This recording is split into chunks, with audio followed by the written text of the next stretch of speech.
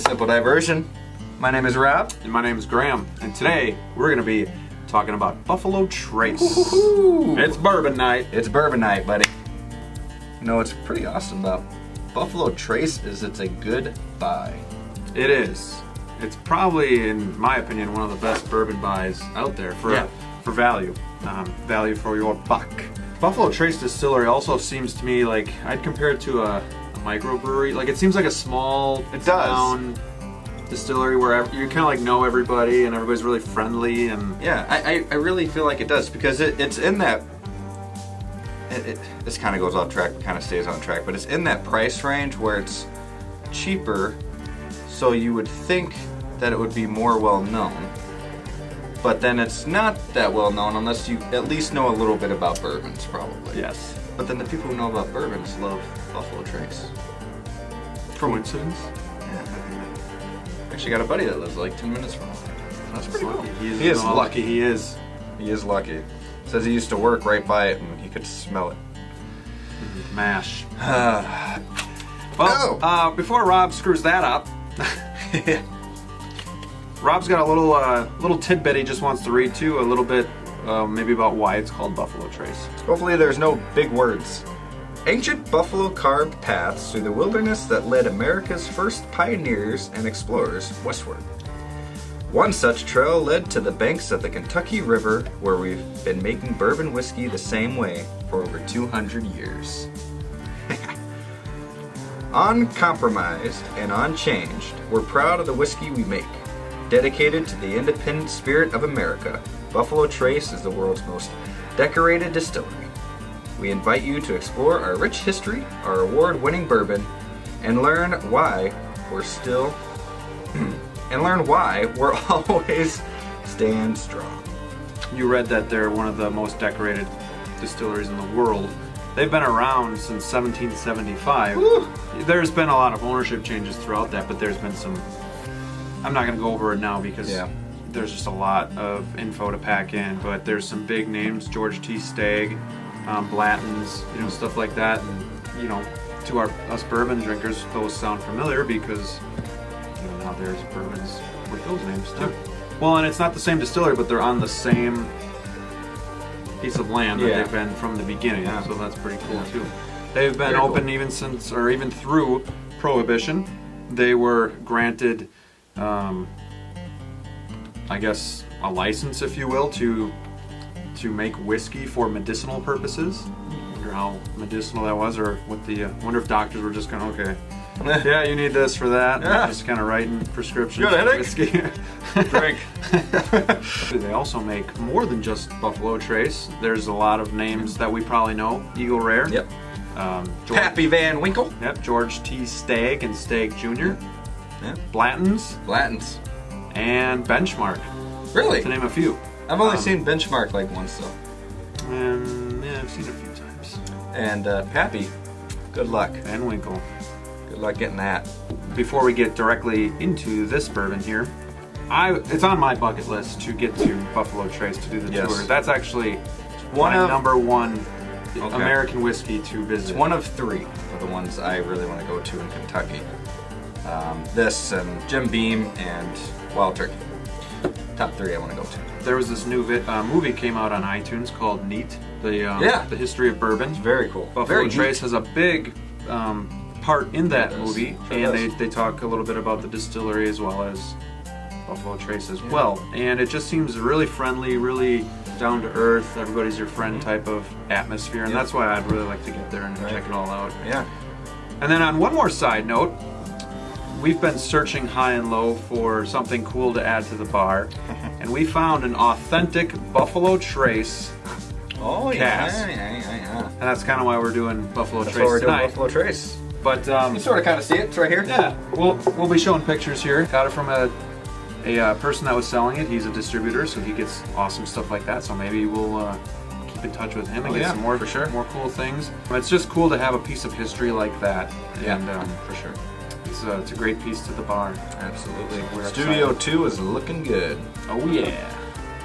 Buffalo Trace. Buffalo Trace. 45% ABV. Yep. Okay.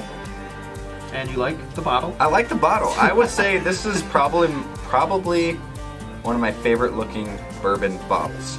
I don't know why. I like the bottles that kind of come out and then go back in. They just I don't know. There's something about this. I don't know. Yeah. I love those styles, the art bag. Is the mic on? Yes. Okay. I don't know if it's the buffalo on the front, the logo. I don't know what it is. The color, the green and the white. It's classy. There's something about it I really like. Even the 45% where they show that, and is that Kentucky? No, it's not. I think it's just the trace. Yeah. Okay. It's just there's the buffalo, and then there's the trace. No, but I don't know. There's something majestic about having a buffalo on the front and keeping it simple. It just speaks to American frontierism, if you will. And then the buffalo outline in the logo, buffalo trace, is just cool. Yeah, it's neat. I like it. Speaks class for a great price. How about a 4? My little friend. Nice. So this is widely available around the world. Everybody should have an okay time finding it. Around our area of like what, a 40-50 mile radius though, it is kind of difficult to find. Yeah, it is. It's really hit or miss, so we really have to keep our eyes out for it. Total Wine, I have never seen it there. At the place that we found this, he pretty much gets a case a month and he says it's gone within a week. So you gotta keep your eyes open. And they probably get it. Oh, you said a case a month. Okay. I was gonna say they probably get it like 4 times a year. But yeah, okay, a month. Oh, it's smooth. Those are the bourbons I like, the smooth ones. When we do our top 5 bourbons that we must have in our bar, this is gonna be one of them. Just got a big whiff of like toffee. It's kind of light notes and it's hard to pick up, but I definitely get toffee and vanilla with a little bit of oakiness in there. I'm getting a lot of caramel, toffee, some oak. Caramel, a little bit. Dilly it up. Oh man, yeah, I am getting vanilla. Dilly dilly. Ah, the chime of bells. It's good. Wow, It's really good.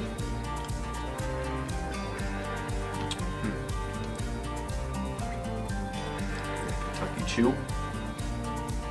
Man, and this is cheaper than like Eagle Rare, Basil Hayden's, Woodford. Okay. It's good for I'm getting a sensation. I'm getting a little flavors. I'm getting a little bit of oakiness, but I'm getting like peaches. Okay. Okay. Like not a real sweet peach, but just a peach. Here's something that I'm getting. Some types of fruit. So that was what I was thinking. Candied fruit is kind of what's coming to mind for me. Okay. But still that toffee, vanilla. It does remind me a little bit of Eagle Rare. Eagle Rare might be a little bit more in your face, but this is a little bit more. I feel like this is. Yep. It does not really feel like 45. No, it feels like a 40. Feels more like 40. Where it's It's more mellow. Which I don't mind. I don't need that smack in your face like Booker's would give you, or cast strength type whiskey. Double oaked Woodford Reserve. Yeah. Very delish. I would recommend that you guys cantaloupe. find this.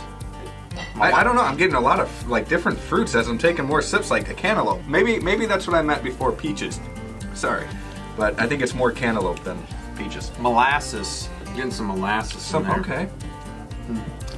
Molasses. Just Every time I hear the word molasses, it reminds me of Cracker Barrel. Molasses. Now that is candy in a bottle. Would you buy this? Oh yeah.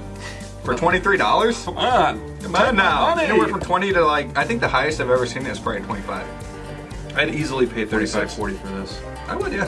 35. Please Don't up it though. No, don't do the whole tappy thing. Because you're doing something right here where it's affordable for us and we can go out and buy this without. Yep, they're doing it perfectly. They a certain amount. Yes. It sells out. Then they take their time to bring more in, and they do a good job. There might be better bourbons out there, but I really think for the price, this is a home run. I would buy this again as well, and this is a staple in my bar. Obviously, with the cask, I mean, I love Buffalo Trace, and I'll continue to support them. Hopefully you will too. What would you give this in a score of 1 to 10? Or, I guess, 7 to 10, because anything below 7 sucks. With the price, the nose, the taste, I mean, shoot, man. One thing quick here. So if I gave Lagavulin a 9.4 or whatever, and I gave this a 9.4, that doesn't mean like I like it just as much as Lagavulin. It just means it for like bourbon standards. Well, it's different. It's just like if you give Game of Thrones TV show a 10, but you also give The Office a 10. The Office a 10. They're both awesome shows, but they're different. And, right? Yeah. Doesn't mean you like one more than the other. Even if you do like one more than the other, it's okay to rate them the same. And it's what we feel at the time we're drinking it right now, anyway. And today I'd give it a 9.2.